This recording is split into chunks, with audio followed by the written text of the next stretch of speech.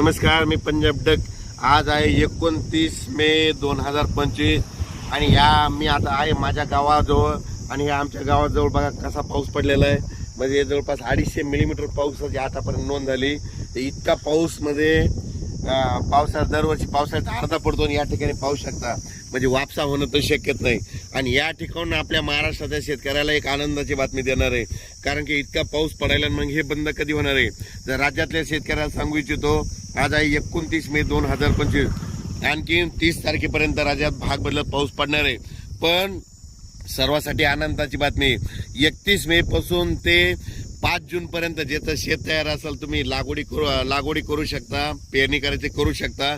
त्याच्यानंतर राज्यामध्ये 7 तारखेपासून परत राज्यात पावसाला सुरुवात होणार आहे, म्हणून हे अंदाज लक्षात 7 जूनला परत वाढणार आहे, 8ला त्याच्यापेक्षा वाढत जाईल, 9, 10, 11 असं वाढत जाणार आहे, म्हणून हे अंदाज लक्षात घ्यायचा। ज्यांचं शेत वापसा असेल तर तुम्ही तुमचं जमिनीची ओल पाहून पेरणी करू शकता। लागवड करायची तर सरकी कापसाची लागवड असेल तर बियाणाला टोचून लावू शकता, कारण की टोचून लावल्याच्या नंतर जरी पाऊस नाही पडला तर ती सरकी उगवते, कापूस निघतो, म्हणून हे लक्षात येतात।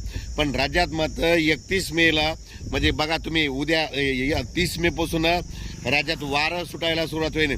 असं जोराचं वारं वाईल, म्हणजे ते वारं जवळपास 5 तारखेपर्यंत 6 तारखेपर्यंत चालत आणि 7 तारखेला परत राज्यामध्ये ठिकठिकाणी भाग बदलत पावसाला सुरुवात होणार आहे, म्हणून हा अंदाज लक्षात येतात। सांगायचं झालं तर तो पाऊस पूर्व विदर्भ, पश्चिमी विदर्भ, मराठवाडा, पश्चिम महाराष्ट्र या ठिकाणी जरा जास्त प्रमाणात आहे, म्हणून हे अंदाज लक्षात येतात। उत्तर महाराष्ट्रात देखील पाऊस राहणार आहे, म्हणून हे देखील लक्षात येतं। पण सांगायचं झालं तर म्हणजे 31 मे पासून ते कंप्लीट 6 जून पर्यंत हवामान कोरडं राहणार आहे, सूर्यदर्शन घडणार आहे, म्हणून हे देखील सर्वांना लक्षात येतं। अचानक वातावरण बदल झाला तर लगेच उद्या एक मेसेज दिला जाईल, पण राज्यात मात्र 31 मे पासून ते 6 जून पर्यंत हवामान कोरडं राहणार आहे, म्हणून हा अंदाज लक्षात घ्यायचा। शेत दुरुस्त असेल तर तुम्ही तुमच्या जमिनीची ओल पहा, पेरणी होत असेल तर पेरा, म्हणजे मूग पेरायला जमतं, उडीद देखील पेरायला जमतं। मूग पेरल्यानंतर उगवतं, उडीद निघतो। फक्त सोयाबीन पेरल्याच्या नंतर काय होतं, त्याला एखादा शिपका पाऊसच लागतो। आणि कापूस लागवड करायची असली तर काय करा, असं टोचून बी लावा।